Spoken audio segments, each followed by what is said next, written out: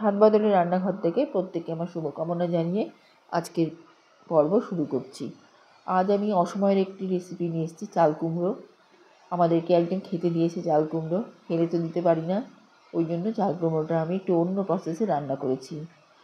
দেখা যাক কীভাবে করছি। প্রথমে আমি সর্ষের তেলের মধ্যে 5 ফোড়ন, কাঁচা লঙ্কার বড়ি দিয়ে দিলাম। এই মশলা বড়িটা আমার বাড়িতে নিজের হাতে করা, আমি এটা আপলোড করেছি ভিডিওটা, এর মধ্যে মূলো দেওয়া আছে। এইভাবে বড়িটা তুলে রাখছি।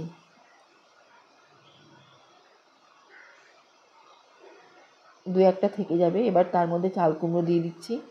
চাল কুমড়োটা দিয়ে একটু ঢেকে রাখবো যতক্ষণ একটু মজে যাক।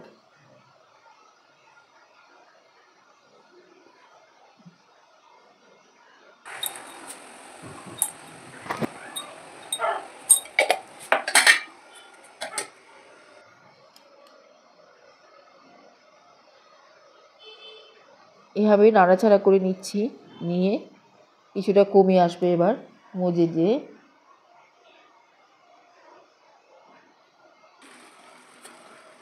অনেকটা সেদ্ধ হয়ে এসছে।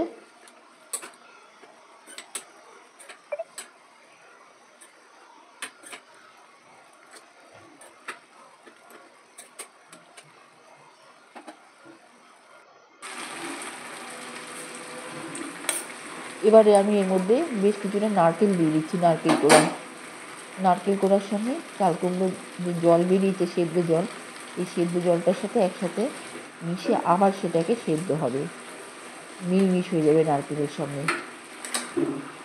ভীষণ ভালো হয় এই রান্নাটা খেতে, রুটি দিয়ে খেতে সব থেকে ভালো লাগে।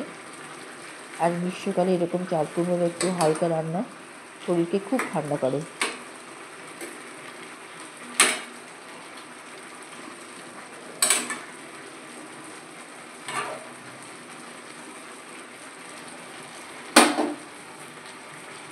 চাল কুমড়োর রসে নারকেলের সঙ্গে চাল কুমড়ো সিদ্ধ হয়ে অনেকটা ঘন হয়ে এসছে। এবার আমি একটু চিনি দিয়ে দিব।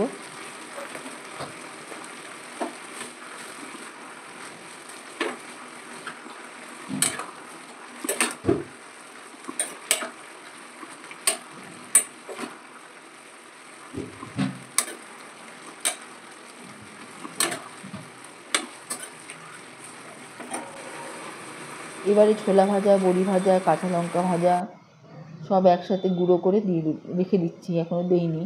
ময়দা দিলাম এটাকে একটু ঘন করার জন্য, অবশ্যই টেস্টি করার জন্য।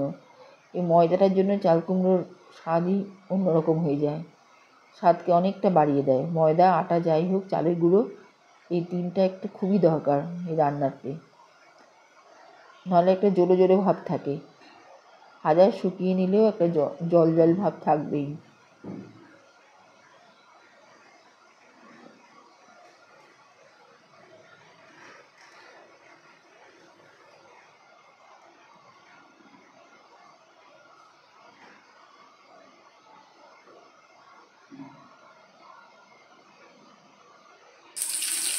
এবারে একটা জায়গায় আমি সর্ষের তেলে সর্ষে, শুকনো লঙ্কা, কারি পাতা দিয়ে দিচ্ছি।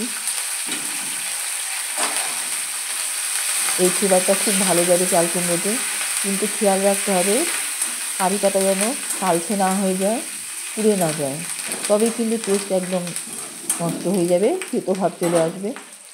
আর এই রকম একটু সবুজটা ভাজা ভাজা, হালকা ভাজা হলে, মুচমুচে ভাব থাকলে গন্ধটা খুব ভালো লাগে, এটা সুঘ্রাণ ছড়ায়। তারপরে সর্ষে, শুকনো লঙ্কা যাকে, এবার চাল কুমড়োটা দিয়ে দিলাম, এটা রান্না করা চাল কুমড়োটা দিয়ে দিলাম, দিয়ে একটু জলটা টানলে ফোড়নটার সাথে একটু মাখিয়ে নিচ্ছি।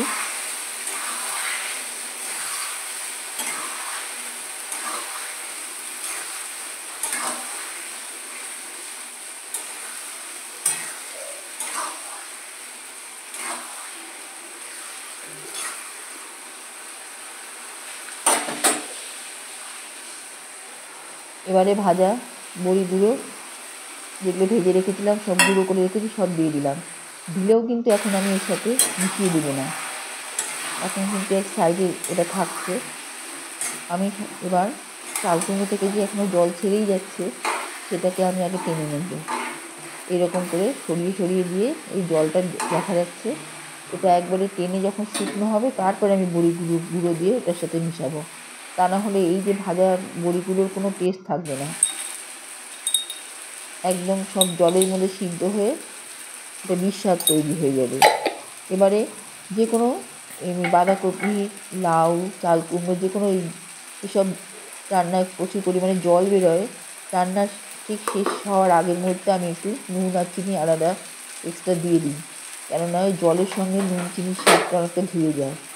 এই জন্য এবার রান্নার শেষ সময়তে আমি নুন চিনিটা দিয়ে দিলাম আর কড়াইশুঁটি দিলাম একটু।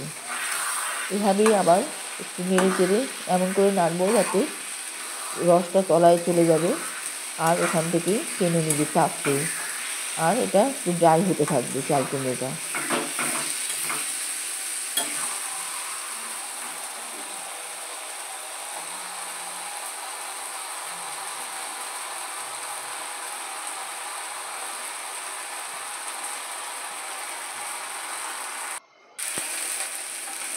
এইভাবে আমি মিশিয়ে নিলাম। এখন যেটা দেখা যাচ্ছে সেটা তেল ছেড়েছে। এবার সম্পূর্ণ যেগুলো ভাজা গুঁড়ো মশলা গুঁড়ো যে জিনিসগুলো দিয়েছিলাম, বড়ি ভাজা, ছোলা ভাজা, তারপরে কাঁচা লঙ্কা ভাজা, ওগুলোর সাথে মিশিয়ে নিচ্ছি, কারণ এখানে জল টেনে তেল ছাড়তে শুরু করেছে। এবার একটু সামান্য ঘি দিয়ে দিয়েছি, হয়ে গেল।